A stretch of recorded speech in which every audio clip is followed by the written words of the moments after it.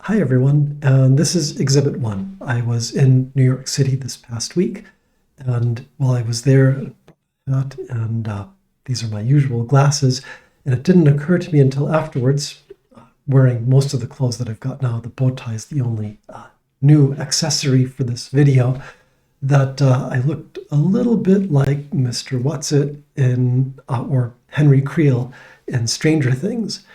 That was unintentional, but kind of amusing after I realized that.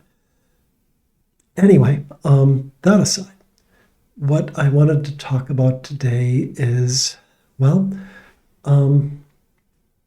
when I come up with stories, I can only seem to tell sad stories or stories with a sad twist, poignant tales, those sorts of things. And so I wanted to collect a couple of sketches just to talk about sad real things or sad normal things instead of stranger things.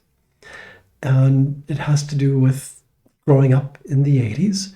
So I guess it fits to the show's genre as well. But I would say, for example, picture this. A young girl grows up, becomes a teenager, flower child hippie from very strict parents, and goes to a music festival at 18 where she meets a man from a repressed Orthodox Jewish family. They hit it off, and a year down the line, a child is conceived.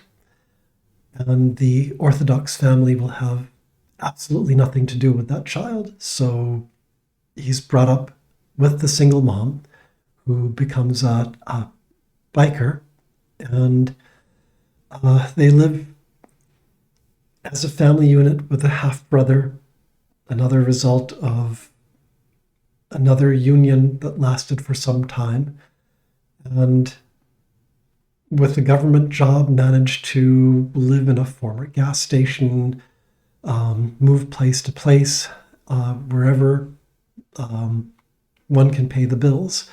And at one point, because of ongoing liver failure, the toxins start to build up and start wreaking all sorts of havoc. So there's chaos in the family in trying to maintain some sort of semblance of order. And then another family where the woman growing up as a child, as a teenager, gives it up for adoption, and then manages to find a man and marry. But all's not well in this union, and he becomes an alcoholic, or is an alcoholic, and increasingly abusive until she and he part ways. And the son or sons grow up in this household of chaos and unruliness and unpredictability and threats, and then learning from that become threatening themselves. And so the eldest son with troubles is sent away to foster care and then to other parts of the family and handed around because of the fear that he might potentially be dangerous, where really it was just a matter of being unmoored. The alcoholic father, of course, needed to come down with cancer and die in his early 50s, leaving the still younger adult on his own. And then yet another family where the two boyfriend and girlfriend met in college and had a wonderful romance. He an engineer, she in healthcare, becoming a nurse, and he being handy, not handy enough, but between handiness and hubris, decides to build his own home, and so gets partway in before losing steam. And they live from trailer to temporary home to a half-finished permanent home until the state comes along because a highway needs to be built through the property that the house is situated on. And the property is seized by eminent domain, and the house is forced to be moved to a new location. And their children grow up isolated, with the older son finding any ways intellectual, chemical, in order to find stimulation out there in the world. Finding alcohol, drugs, and science fiction and fantasy books in order to satisfy a curious and unquiet mind. And then yet another.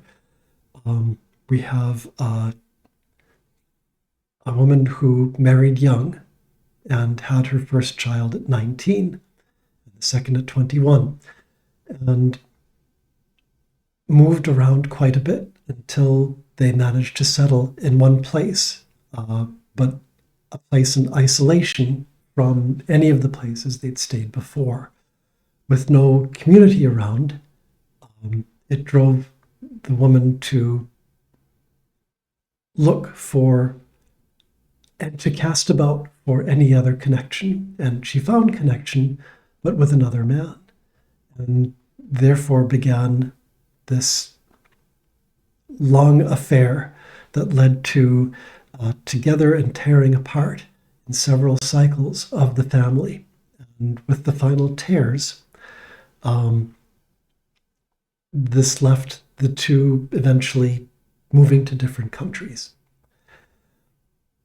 And these are the environments into which these children came together. And these are the people around me that I knew and know. Just some of the vignettes, but each one has a story to tell. And the stories are they're not glowing. They're not easy. They're each bittersweet or poignant in their own way. And therefore, it's maybe not a wonder that coming along with something like role-playing games, Dungeons and Dragons, gave all of these people a unifying force in order to tell this or retell the story of how they would like to be. And that wasn't necessarily, it wasn't so much a power trip as it is a way of re-expressing or retelling the story of self.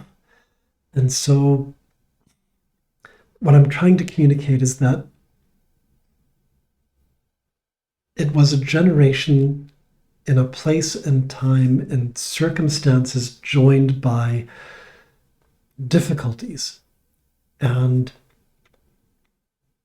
managed to make things work despite those difficulties, managed to find community despite those difficulties.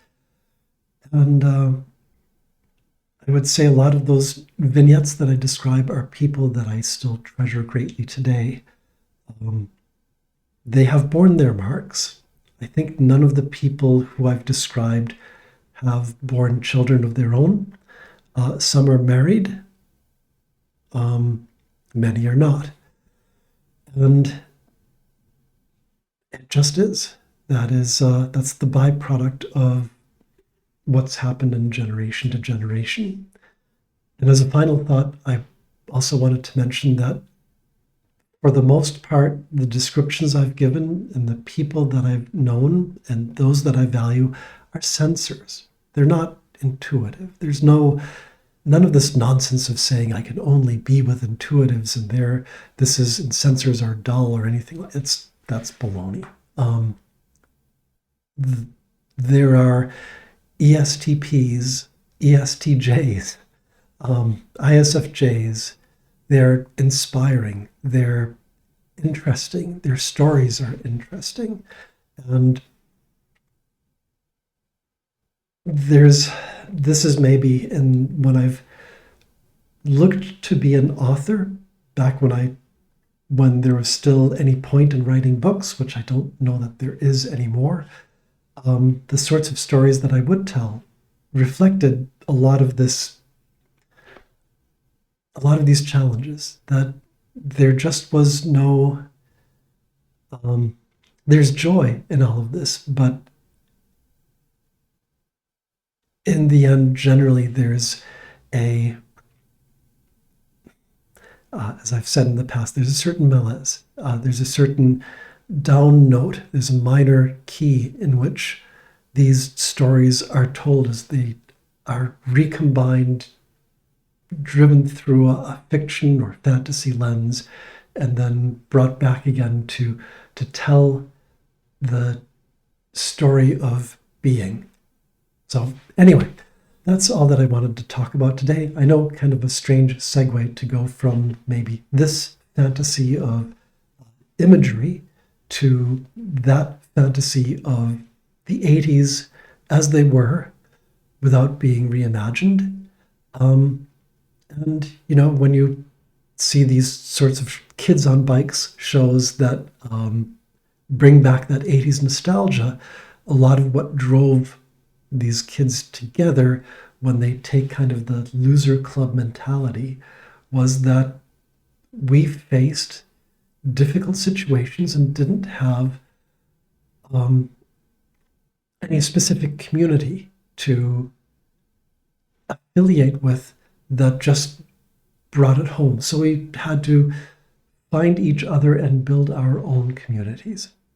And, well, I could keep going with more and more vignettes, but you get the idea of what I'm trying to say, I think.